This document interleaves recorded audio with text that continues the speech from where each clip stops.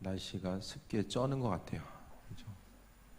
이게 생선에다가 소금 쳐가지고 하는 것처럼 이 습기에 쩌는 날씨가 아닌가, 좀 그런 생각을 해보게 됩니다. 가장 더울 때인 것 같습니다.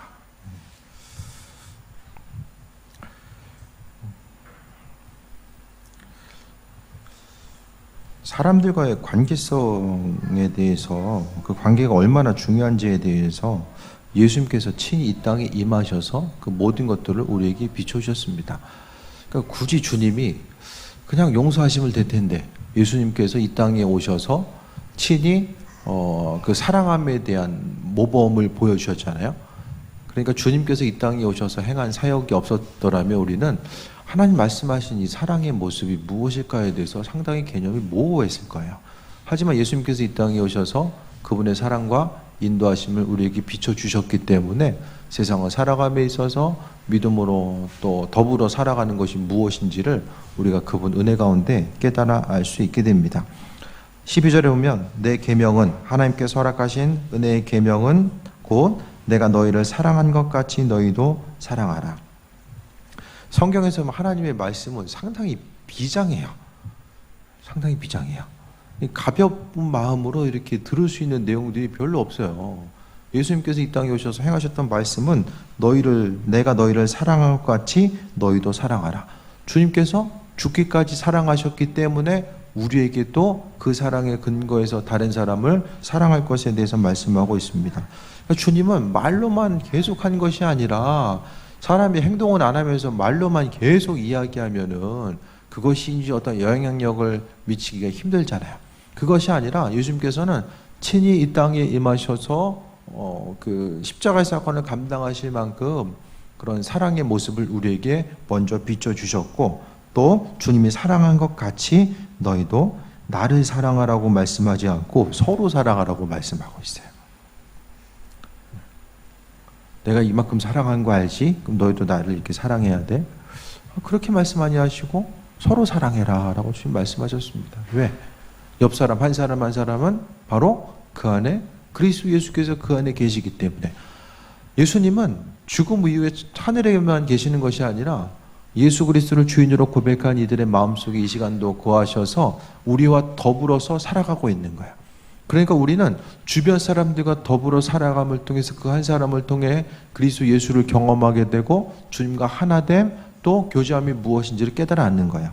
그렇기 때문에 내가 너희를 사랑한 것 같이 너희도 서로 사랑하라고 말씀하신 것은 그 안에 있는 그리스도 예수를 바라보며 그 옆 사람의 삶, 내 안에 그리스도 예수가 계시고 그 옆 사람 안에 그리스도 예수가 계셔서 함께 나는 그 사람을 만났을 때에 내 안에 계신 예수님이 그 앞에 있는 예수님과 만나는 거예요.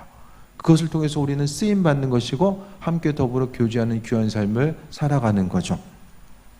그러니까 우리의 행함 자체, 신앙적인 모든 행함 자체는 그리스도 예수 주님이 없으면 불가능하다는 거예요.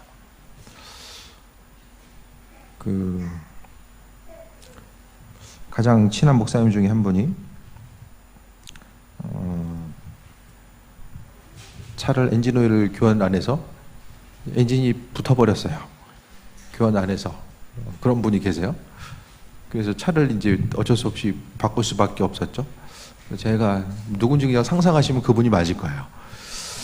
그래서 제가 가끔 엔진 오일 갈았냐 이렇게 물어봐줘요. 저는 그냥 키로수 딱 되면은 감이 와요. 그냥 생각하지 않으려고 해도 그냥 그게 보여요. 근데 뭐 성향과 성이 좀 다르니까 엔진 오일에 엔진이 아무리 좋아도, 차가 아무리 좋아도 엔진 오일 안 들어가면 어떻게 되죠? 들러붙어요. 고장이 나요. 그러니까 우리가 사람과 사람끼리 만나도 주님이 안 계시면 그러니까 뭔가 좀 윤활유의 역할을 해주는 거. 그러니까 사람끼리 만나면 얼마나 건조합니까? 내가 어떤 사람을 만난다라고 했을 때 사람과 사람 사이에 만나도 부딪힘이 있잖아요. 똑같은 사람이 세상에 어디 있습니까? 아무리 비슷해 보여도 결국에는 처음에는 같아 보여도 가면 갈수록 다릅니다. 그러니까 다른 사람들끼리 만나서 움직이고 함께 더불어서 화평을 누리기 위해서는 바로 그리스도 예수 그분이 없으면 불가능한 거예요. 정확히 이야기하면 주님의 사랑, 주님이 우리와 함께 하시고 또 우리의 삶의 여정 가운데 베푸시고 인도하셨던 그 사랑과 은혜 자체를 말씀하고 있습니다. 그래서 그분이 예수님께서 우리를 사랑할 것 같이 너희도 서로 사랑해라. 이것이 바로 하나님께서 우리에게 말씀하신 계명의 핵심적인 내용입니다. 하나님 사랑과 이웃 사랑에 대해서 말씀하신 것 자체를 생각했을 때에, 그러니까 계명 지키기 위해서는 누군가 있어줘야 돼요. 그러니까 앞으로 이제 그 핵가족 시대, 또 결혼하라고 혼자 살아가면은 이 아무리 신앙생활 열심히 한다라고 할지라도 성경의 본질적인 내용이 무엇인지를 깨달아 알 수가 없다라는 거야. 그러니까 가족 공동체를 이루고 살아가면 살아갈수록 한 식구보다는 두 식구, 두 식구보다는 세 식구, 네 식구, 다섯 식구 이렇게 모여 살다 보면은 하나님 말씀이 적용할 수 있고, 또 내 옆에서 그리스도 예수 주님을 만나볼 수 있는 기회들이 훨씬 더 많아지는 거야. 혼자 말씀 듣고 나서 누가 있어야지 뭐 적용을 해보고 살아가죠. 옆 사람 한 사람이 있기 때문에 서로 사랑할 수 있는 것, 이것이 바로 하나님의 계명. 그러니까 사람이 있기 때문에 내가 더 하나님의 말씀을 지킬 수 있고, 그 말씀을 지킬 수 있기 때문에, 그러니까 내 옆 사람이 있기 때문에 내가 말씀을 지키고 나아감으로 인하여서 또 하나님의 은혜와 축복을 경험할 수 있는 그 은혜의 순간들이 많아진다라는 거예요. 뭐 아무도 없는 게 편할 때도 있어요. 몸은 편할지 모르겠지만은 이 영적인 평안함과 이런 성장과 성숙은 누군가가 있어야지만이 그 모습들이 더 가능하다는 거예요. 13절에 사람이 친구를 위하여 자기 목숨을 버리면 이보다 더 큰 사랑이 없나니. 주님은 맨날 목숨 걸고 해라 이 얘기하잖아요. 좀 가벼운 마음으로 좀 들을 수 있으면 좋은데 다 목숨 걸고 해라. 상당히 말씀이 전투적이에요. 주님 말씀은 쉽고 편안하게 들을 수 있는 내용들이 별로 없어요. 이 땅에 오셔서 주님의 인도하심과 예비하심, 그분의 삶을 통해 봤을 때에 형제를 위해서 목숨을 버리는 것. 그럼 주님 생각하기에 목숨이 별로 중요한 것이 아닌가? 어떤 분이, 교수님이 그런 얘기를 하는 거예요. 세상 사는 게 예수님 좋았으면 더 오래 사셨을 텐데 주님이 33년만 살고 가신 거 보면 이 땅보다 저국이 더 좋다. 그 얘기도 하시더라고요. 생명에 대해서 계속, 우리는 지금 하나뿐이 없는 생명 너무 소중하잖아요. 그런데 주님은 이 소중한 생명에 대해서 막 죽기까지 충성하라고 말씀하고 있고, 내 이웃을 내 몸과 같이 사랑하라고 하고, 오늘 본문을 통해서 친구를 위해서 목숨을 버리면 더 큰 사랑이 없다. 이 생명의 문제를 계속해서 지금 흔들고 계시거든요. 말씀 가운데. 그 왜 그럴까? 그러니까 더 큰 가치, 더 큰 생명이 있기 때문에 그렇다는 거예요. 하나님 은혜 가운데 우리는 천국에 대해서 바라보는 거죠. 그러니까 세상에서의 삶뿐만 아니라 하나님 나라의 삶이 또 중요하기 때문에, 천국에서의 삶이 우리에게 있어서 또 온전한 가치이기 때문에 하나님께서 더 큰 하나님 나라에 대한 소망함과 기대함을 가지고 나아갈 것에 대해서 말씀하고 있어요. 그 이슬람에서도 이제 그 테러하면은, 지난번에 말씀드렸잖아요. 천국에 가면 그 나를 수종돌 수 있는 70명 여자들이 있다. 근데 예외가 있어요. 이번에 처음 하는데 예외가 있어요. 여자한테 총 맞으면 말짱 도루묵 된다는 거예요. 그래서 이스라엘에 여자 전투군인들이 많아요. 물론 남자들 인력이 부족한 것도 있지만은 여자한테 총 맞으면 끝인 거예요. 그러니까 그런 또 변수들이 있는 거죠. 근데 우리는 뭐 변수가 뭐가 있겠습니까? 주의를 위해서 충성하다가 하나님 나라에 가면은 되는 거죠. 그러니까 이렇게까지 주님이 큰 사랑함에 대해서 말씀하신 것 자체는 왜 그러셨을까? 더 큰 하나님 나라에 대한 소망함과 기대함, 그것을 바라보고 나아갈 것을 말씀하고 있는 것이고, 어쨌든 세상을 살아감에 있어서 목숨이라는 것은 정말 소중한 가치인데, 그 소중한 가치를 내려놓기까지 친구를 위해서 목숨을 버리는 자, 그랬을 때에 하나님께서는 더 큰 사랑이 없다. 더 큰 사랑이 없다라고 이야기하는 것은 12절과 연결지어 보면은 더 크게 계명을 지킨 사람이 없다.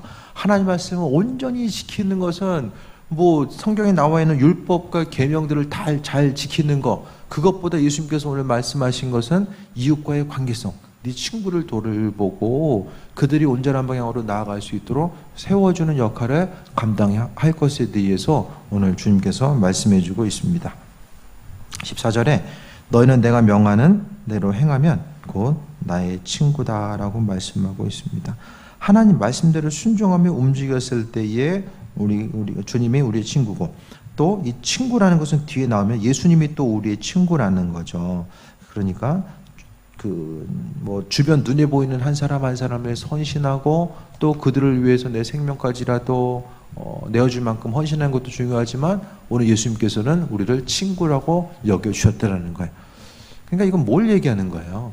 주변 한 사람과, 예수님은 위에 계시고 내 옆에 보이는 한 사람은 낮은 곳에 있는 것이 아니라, 예수님은 주님과 우리의 친구를 하나의 그 동등한 개념, 이 땅에서 우리가 섬겨야 될 동등한 개념으로서 우리에게 말씀해 주고 있어요. 그러니까 하나님과의 관계성이 잘 이루어지는 사람은 주변 사람들과 관계성도 마찬가지로 잘 이루어지는데, 나는 신앙생활을 열심히 하는데 가는 것마다 욕먹어. 그러면 이게 좀 문제가 있다라는 거예요. 왜냐하면 하나님과의 교통함이 수직적인 교통함이 수평적인 교통함으로 함께 이루어지고, 또 수평적인 교통함이 수직적인 교통함으로 이루어지는 거죠.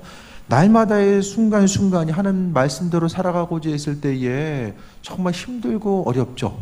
마음 먹어도 또 넘어질 때가 있고 또 절망 가운데 있을 때도 많이 있잖아요.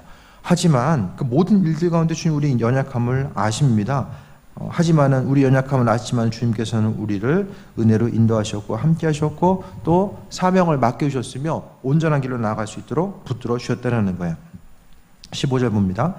이제부터는 너희를 종이라 하지 아니하리니, 주님이 우리를 이제는 종이라고 얘기 안 한대요. 그 대신 종은 주인이 하는 것을 알지 못하기 때문이죠. 너희를 친구라 했노니 내가 아버지께서 들은 것을 다 너희에게 알게 하였음이라라고 합니다. 하나님은 그 성령께서는 하나님 아버지 깊은 곳 모든 것을 다 통달하신다라고 말씀하셨고, 그 성령은 이 땅에 임하셨잖아요. 그리스도 예수께서 하늘 올라가시면서 성령을 이 땅에 보내시고, 그 성령께서 그리스도 예수를 주인으로 받아들인 그들 속에 성령께서는 지금도 내주하고 계신 거죠. 그렇기 때문에 결국 하나님께서 하고 계시는 생각과 관점과 그 모든 것들을 바로 우리에게 알게 하신 것. 그러니까 종은 주인이 하는 것을 모르지만은 친구는 알 수 있는데, 바로 예수님께서 우리를 친구라고 여겨주셨고, 그래서 하나님의 선하신 것을 우리에게 비춰주신다는 거예요. 우리가 주님의 음성을 들어야 되고, 그분께서 분명히 생각하심과 계획하심을 분명하게 우리에게 비치시고 함께 하신다라는 그 내용들에 대해서 우리는 다 알고 있잖아요. 그러니까 주님이 그분의 뜻을 우리에게 비춰주신다는 것이 뜬금없는 얘기가 아니라, 하나님은 그리스도 예수를 통해서 우리에게 그분의 뜻을 비춰주신다라는 거예요. 그러니까 예수님과 조금 더 친밀한 관계성 가운데 있으면 있을수록, 그분의 은혜의 그런 울타리 아래 있으면 있을수록 바로 하나님은 우리의 삶의 여정 가운데 함께 하시고 은혜로 베푸시고 인도하신다는 거. 아버지의 뜻을 우리가 알려주시지 않는 것이 아니라 날마다 그분의 세밀한 뜻을 그리스도 예수를 통해서 비춰주세요. 그러니까 우리가 생각함에 있어서 하나님의 뜻을 알기 위해서는 그리스도 예수 주님과의 이런 친밀한 관계성 가운데 나아가다 보면 하나님의 뜻을 우리가 알 수 있다라는 거예요. 주님께서 우리에게 마음의 감동 허락하시고 인도하시고 함께 하셔서 하나님의 선하신 뜻이 무엇인지를 깨달아 알 수 있도록 비치시고 함께 하신다라는 거예요. 그러니까 주님과의 친밀함 가운데서 이것이 더 깊어질수록 우리는 하나님의 뜻이 무엇인지를 더 깨달아 알고 나아갈 수 있게 됩니다. 우리는 하나님이 비춰주시는 만큼만 그분을 알 수 있어요. 하지만 우리가 가장 중요하게 여겨야 될 것은, 하나님은 선하신 분, 말씀 가운데 거하고 계신 하나님은 선하시다라는 것에 대해서 우리가 믿음으로 나아가는 거예요. 그 선하신 하나님에 대한 기대함과 소망함이 있으면 눈앞에 보이는 여러 가지 우리가 스스로 이해되지 않는 그 부분이 있다라고 할지라도 우리가 기쁜 마음으로 하나님의 이끄심과 인도하심을 바라보며 또 세이 먹고 나아갈 수 있는 그 은혜를 경험할 수 있게 됩니다. 그래서 그리스도 예수를 바라보는 사람, 그분의 은혜 가운데 있는 사람들은 바로 아버지의 뜻을 알게 하시고, 또 한 가지는 이웃과의 관계성을 통해서도 마찬가지거든요.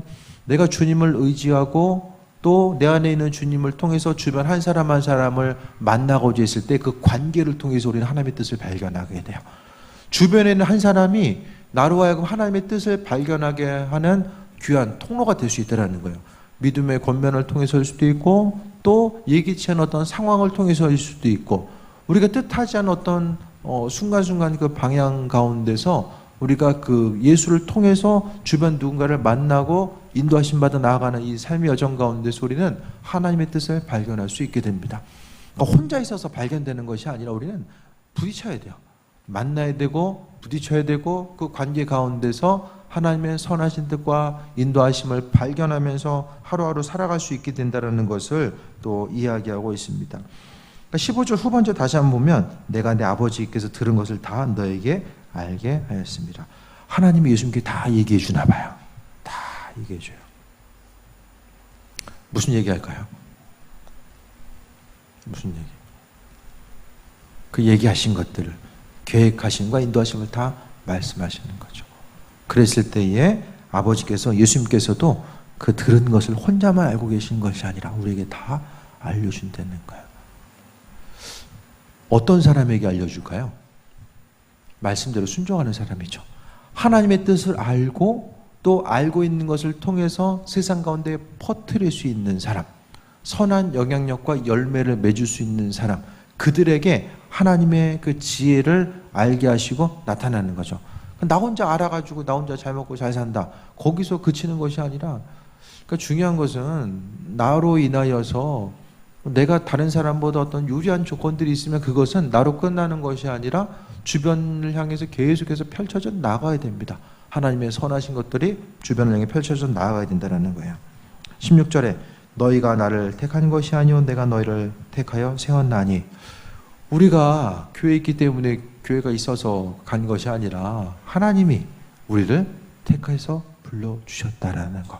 이것이 천지를 창조하신 하나님의 은혜 가운데 우리를 불러주시고 그 창조 질서 가운데 우리가 살아가고 있는 거예요.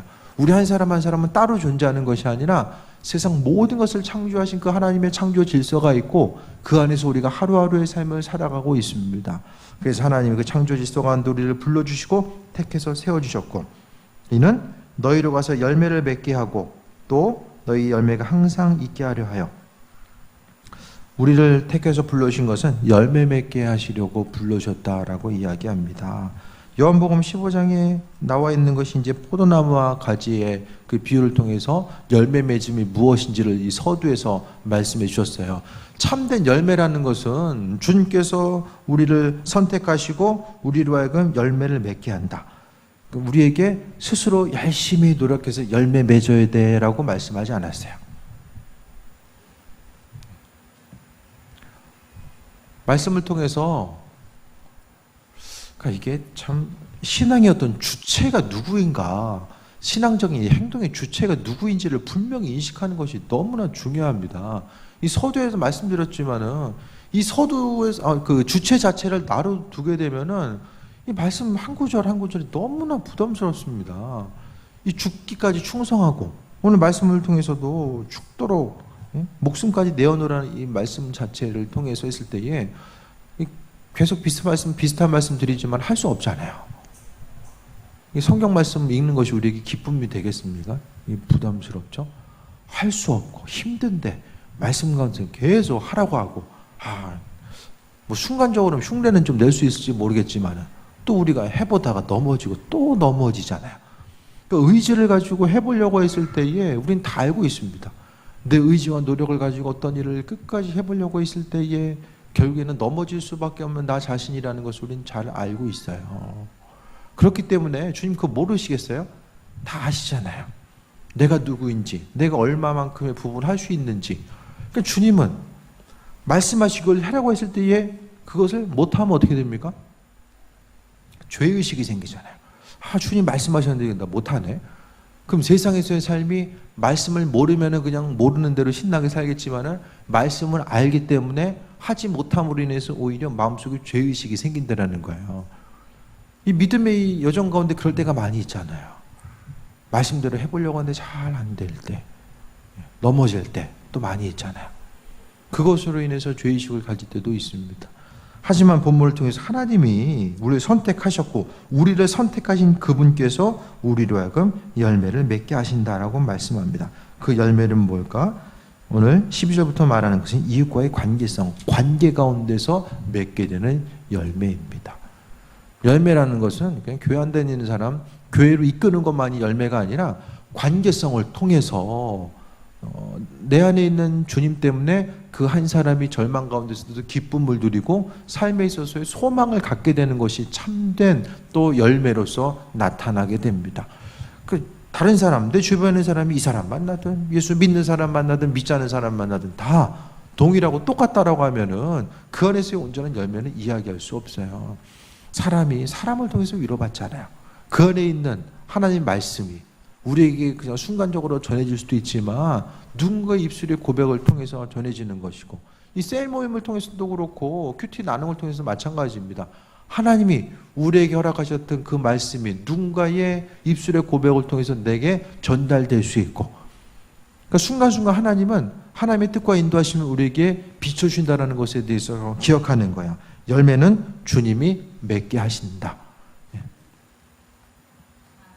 그러니까 그 열매 맺음에 대해서 우리는 항상 나는 왜 이렇게 열매가 없을까? 힘쓰고 노력하는데 왜 나는 열매가 없지? 중요한 것은 우리는 눈에 보이는 어떤 가시적인 열매만을 우리가 생각하잖아요. 그런데 그 가시적인 열매뿐만 아니라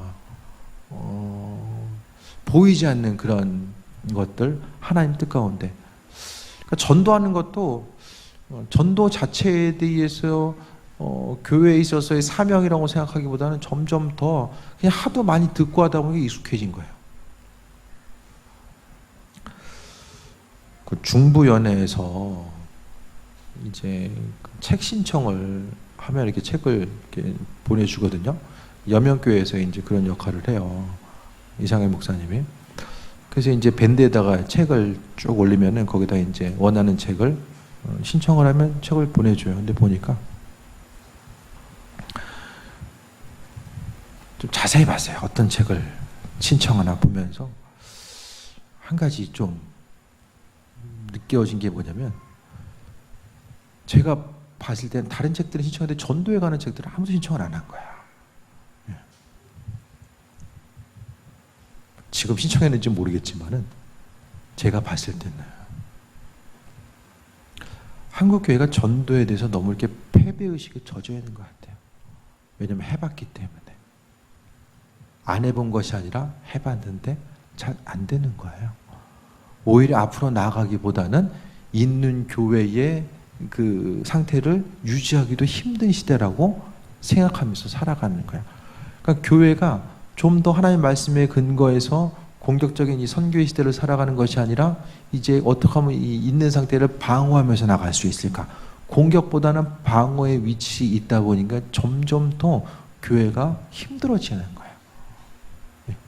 세상 사람들은 교회가 너무 많다라고 이야기하고, 우리나라 교회 그렇게 많아도 우리나라 인구수 다 못 들어갑니다, 교회. 저는 그렇게 이야기하고 싶어요. 모든 일들, 전도도 하는 것도 그렇고, 예수님도 교회 가운데서 그 제자들 양육했을 때에 3년 양육하고 나서 먹고 자고 함께 했는데도 3년 있다가 배신당하잖아요. 아니, 그러면 이 시대에 지금 3년 동안 먹고 자고 하면서 같이 양육할 수 있는 그 환경에 놓여 있는 내가 또 어디 있을 것이며, 그 예수님도 실패한 제자 훈련과 또 양육을 다른 사람들이 어떻게 감당할 것인가? 이것도 정말 좀 어려움이죠. 그러니까 가시적으로 눈에 보이는 것만 생각하면은 정말 힘들 수밖에 없는 거예요. 눈에 보이는 상황 가운데 제자들은 실패했잖아요. 주님께서 부활하신 주님이 만나주지 않았으면 실패한 거예요. 제자 연력은 다 터졌잖아요. 하지만 주님께서 만나주셔서 마지막까지 아름답게 만드시고 이끄신 거, 우리는 보이지 않는다라고 할지라도 주님은 그 환경 가운데 이루고 계시고 인도하신다라는 거예요. 그러니까 모든 일들 하나님께서 우리를 불러주셨던 것처럼 열매 맺게 하는 것도 그분이 열매 맺게 하신다라고 약속하셨잖아요. 하나님의 일과 일하시면 우리는 믿음을 통해 발견하고 믿음을 통해서 움직이는 거예요. 그 하나님께서 교회 가운데서 열매 맺게 하신다라는 거, 여러분의 가정 가운데, 기도 제목 가운데 열매 맺게 하신다라는 것에 대한 그 믿음의 원리를 통해서 하나님의 일하심을 발견하게 되는 거예요. 그러니까 보이는 것만 보면서 하나님 언제 하실 거예요? 언제 하실 거예요? 보이는 것만 보면은 계속해서 원망 불평이 나올 수밖에 없어요. 원망 불평 가운데서는 믿음의 영역이 절대로 작용하지 않습니다. 열심히 해봤을 때에 하다 안 될 때는 어떻게 됩니까? 그분께서 행하실 것에 소명함을 가지고 주님이 열매 맺게 하신다니까 좀 기다려보는 것도 좋은 것 같아요. 하나님이 일하실 것에 대한 기대함과 소망함을 또 말씀하고 있습니다. 또 너희를 항상 열매가 항상 있게 하여 내 이름으로 아버지께 무엇을 구하든지 다 받게 하려 합니다 라고 합니다. 열매 맺는 삶을 살고자 했을 때 믿음이 생기죠. 주님께서 허락하신 그 은혜를 경험했을 때 믿음이 생겨요. 그 믿음을 통해서 아버지께 더 간구하다 보니까 하나님께서 허락하신 것들을 더 소유하고 기쁨 가운데 나아갈 수 있음을 또한 말씀합니다. 17절에 내가 이것을 너에게 명함은 너희로 서로 사랑하게 하려 함이라 라고 말씀하고 있습니다. 결국 하나님과의 수직적인 관계성 자체로 하나님과의 관계성이 끝나버리는 건 없어요. 항상 예수님께서 그 계명을 말씀하시면서 끊임없이 이 사랑함에 대해서 말씀해 주셨습니다. 그러니까 다시 12절부터 볼게요.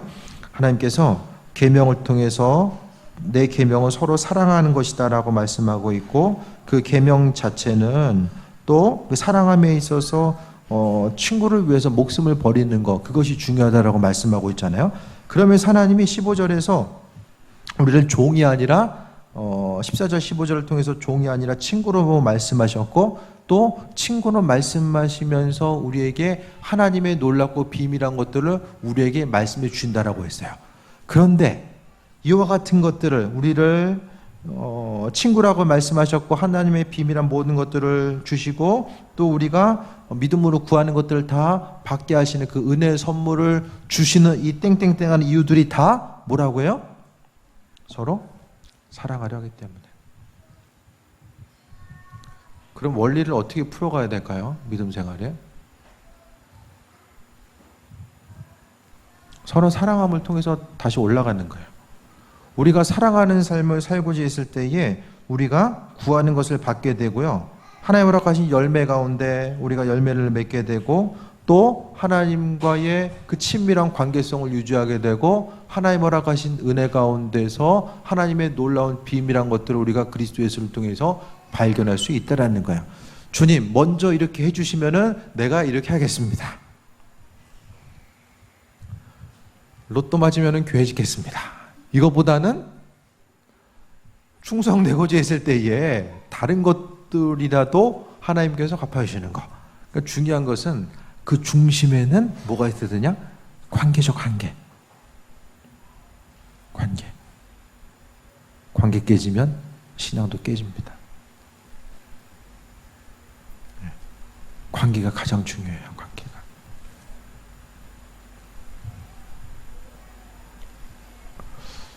그러니까 평생 신앙생활 열심히 하다가 이 관계 때문에 교회를 옮기거나 이제 교회 안 다니거나 그런 경우가 가장 안타까운 거죠.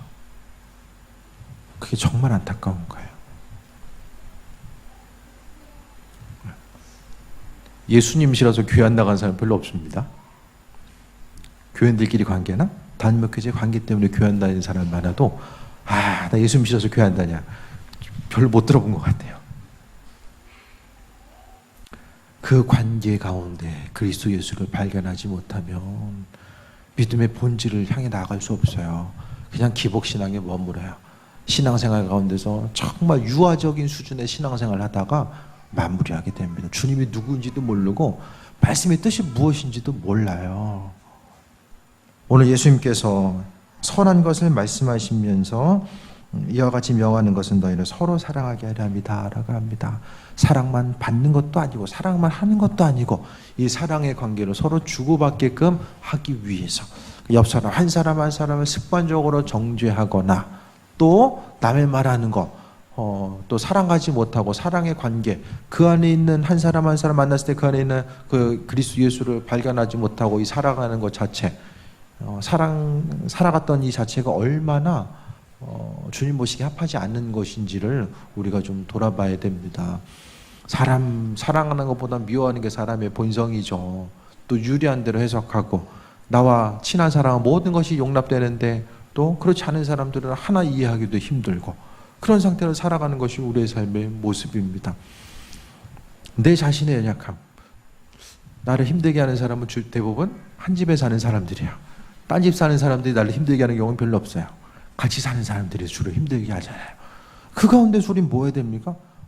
주님이 내게 은혜 허락하시고 주님의 친구로 부르시고 열매 맺게 하시기 위해서 나를 이와 같은 상황에 놓이게 하시고 함께 하시구나. 그러니까 고난 가운데 믿음의 성장이고 그리스도 예수 발견합니다. 누구나 쉽고 편안한 거 다 좋아하지만은 그 순간에 이룰 수 있는 것들이 무엇이 있겠습니까? 쉽고 편안한 것들은 다 잊어버려요. 금방 사라져요. 하지만 고생 해가지고 이룬 것들은 다 내 마음에 내 영의 양식이 되고 또 인도하심 받아 나아갑니다. 결국 하나님께서 하나님의 비밀한 것들을 비춰주시고 인도하시고 우리에게 또 종이 아니라 친구로 불러주시고 이 선한 모든 것들을 허락하시고 열매 맺게 하신 목적 자체가 무엇인가? 서로 사랑하게끔 하신다는 것. 그러니까 서로 사랑하는 것 자체가 교회 공동체 가운데 얼마나 중요한가. 그러니까 교회에서의 사랑은 주님이 사랑하라고 했으니까 교회 그냥 사랑해야 돼. 그 차원의 것이 아니라 신앙생활의 본질입니다. 내가 그리스도 예수를 알고 있느냐 모르느냐, 그분을 주인으로서 받아들이냐 아니냐, 이 모든 것의 중심 자체가, 그러니까 내 믿음 생활의 척도를 나타낼 수 있는 것 자체가 서로 사랑함에 그 모든 것이 다 담겨져 있다는 것을 깨달아 알아야 됩니다. 한순간에 할 수가 없죠. 날마다 넘어지고 한번 마음 먹었더라도 또 환경의 변화가 있으면 또 실망하고 실족할 때가 있지만, 하지만 주님께서 말씀하신 건 서로 사랑하라고 말씀하셨고, 이 사랑함이 내 안에 있을 때에 내가 할 수 없는 그 놀라운 일들, 이 폭발적인 은혜와 능력과 기적들이 그때부터 더 우리의 삶을 통해서 표출돼 나아가게 됩니다. 그리스도 예수 주님 더 의지하시고 주님께서 행하실 것에 대한 소망함과 기대함. 그러니까 믿음 생활은 소망함 끊어지면 죽는 거예요. 그리스도 예수에 대한 소망함 끊어지면 다 죽는 거예요. 주일날도 또 말씀드리겠지만은 미래에 대한 두려움은 다 있잖아요. 시간 가면서 다.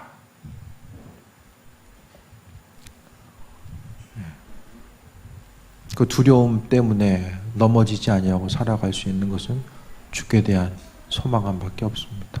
그 소망 대신 주님 붙드시고 새해 먹고 나아가는 귀한 삶 되시길 축원드립니다. 기도하겠습니다. 하나님 사랑에 감사합니다. 서로 사랑하라고 말씀해 주셨습니다. 이 서로 사랑함 자체가 우리 스스로는 도무지 할 수 없습니다. 주님 내 안에 계셔서 주님께서 죽기까지 우리를 사랑하셨던 것처럼 내 안에 계셔서 그 사랑함의 모습을 비춰주시고 또 나를 통해서 일하시옵소서. 우리의 마음과 생각과 의지 모든 것을 주님 앞에 내어드리고자 합니다. 주님, 우리를 사용하여 주옵소서. 마음과 생각을 지켜주시고 인도하여 주시며 오직 생명 되신 그리스도 예수로만 강건함 누리는 귀한 삶으로 이끄시옵소서. 감사드립니다. 예수님의 이름으로 기도했습니다. 아멘.